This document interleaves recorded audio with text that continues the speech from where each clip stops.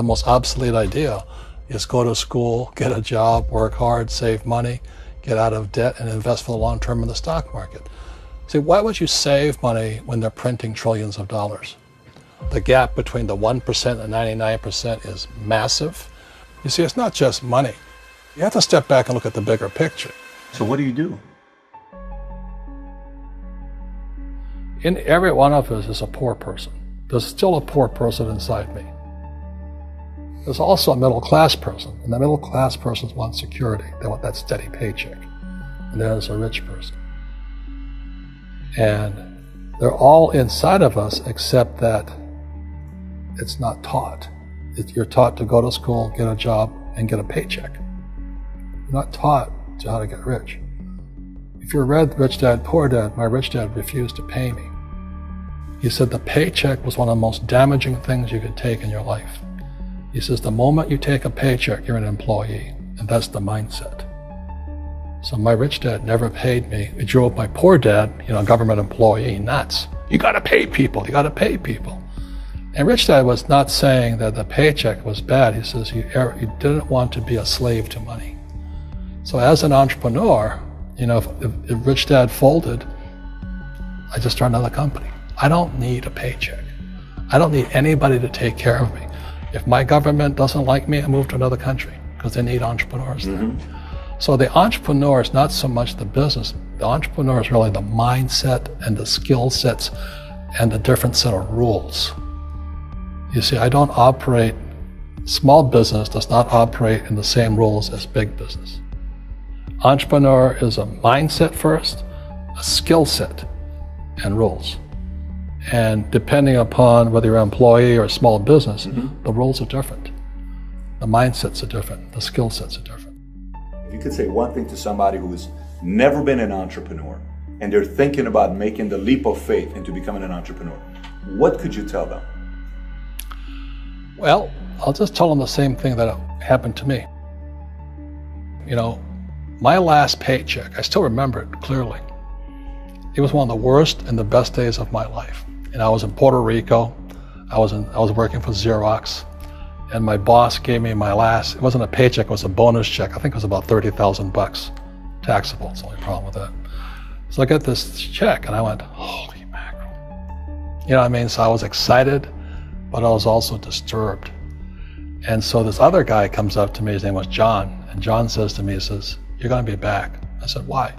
He says, because you're gonna fail. I looked at him and said, look, few expletive words, because that's what he did. He left Xerox, failed, and he came back. And I said, look, you failed and you came back, but I'm gonna fail and I'm never coming back. And that's the attitude. Do you know what I mean? If you say, well, if I fail, I'll go back to mommy and daddy, then that's what you'll do.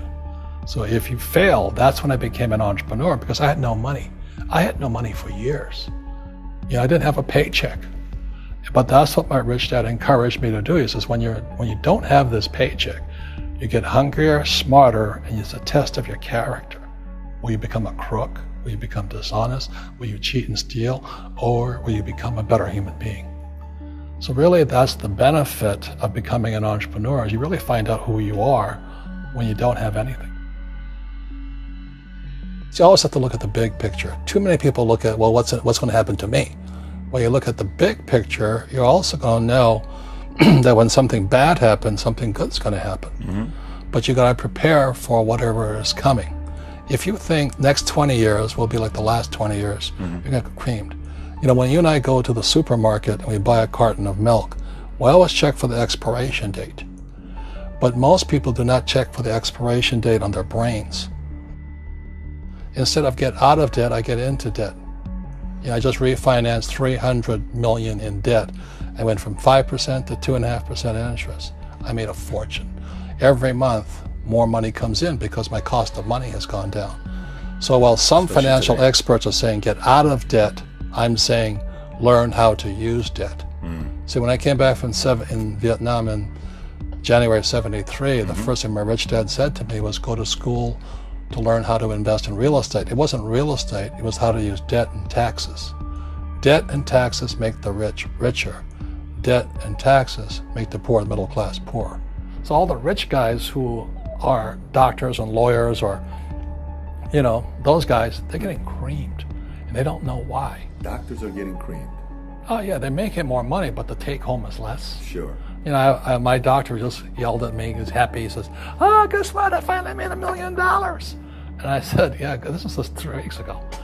And so I said, "Yeah, well, how much you pay in tax?" He says, $750,000 in taxes. So his net was about $400,000. That's not bad. But when I make $1 million, I keep $1 million. And the reason is because I don't make it by working for money. See, if you work for money, you're taxed.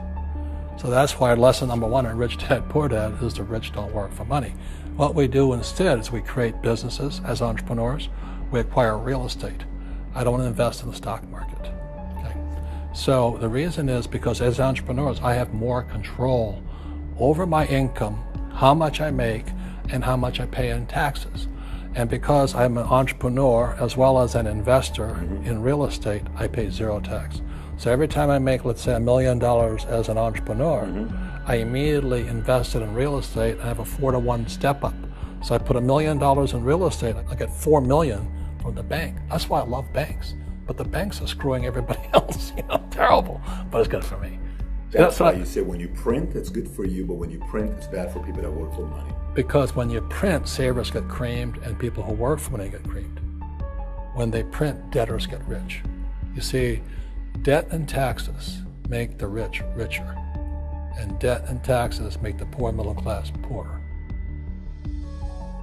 When we have obsolete ideas, we get obsolete results. So what's happening for most people, the idea of going to school, getting a job, working hard, saving money, getting out of debt, buying your house because it's an asset, and investing for the long term, is obsolete. The world has changed. The world changed in 1971 when President Nixon took us off the gold standard and money became debt. What if we get rid of school? Then what would happen? Would it be better if we had no educational system at all? No, I'm saying education is more important before. It's just obsolete. There's Moore's Law which states information doubles every 18 months. In other words, everything's obsolete 18 months.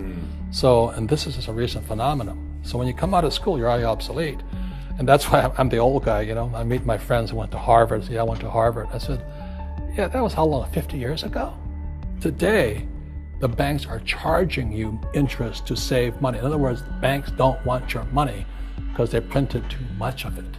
And that's why there's this bubbles in stocks and bubbles in real estate and all this. People are dumping the cash because, as I said in here, savers are losers and cash is trash. And yet people are, well, I want a high-paying job. Well, that's an obsolete idea. Get out of debt is an obsolete idea. You should learn how to get into debt, how to use debt to get rich, and they'll never teach you about taxes. The reason the 1% is way up here and the 99% are going this way is because when you print money, 2 things happen: inflation and taxes. It's going to crush you. And any entrepreneur thinks, I'm just going to make money, I'm going to start a business and make a lot of money because of what we talk about. They really have got to smell the roses, man. That's not what the real entrepreneurs are doing. Most entrepreneurs, there's 28 million small business owners in America. 24 million are what are one-person entrepreneurs. They're called non-employee entrepreneurs. So and that's what happens is when people don't really understand what an entrepreneur does. So most big people are self-employed, but they're not really entrepreneurs. The self-employed pay the highest taxes of all, and nobody tells them that.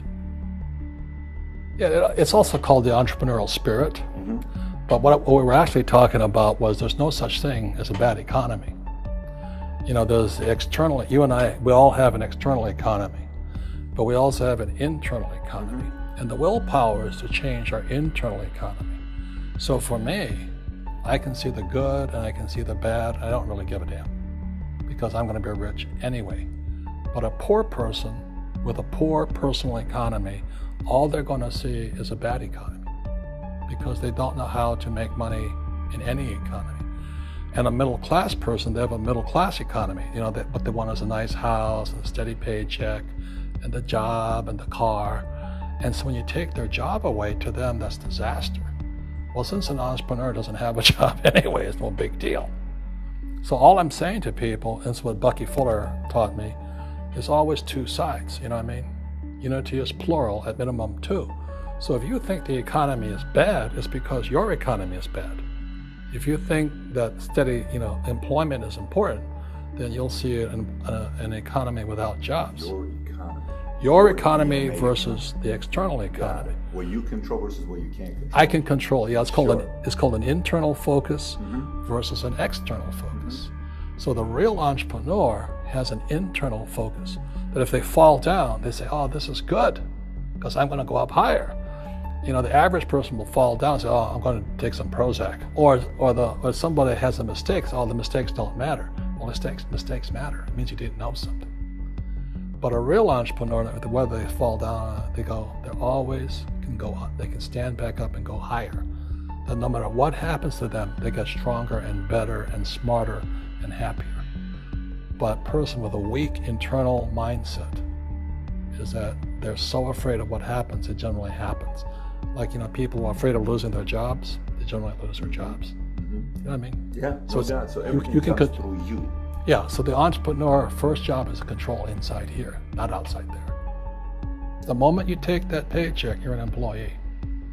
You've got to be stronger than that. It's about inside control.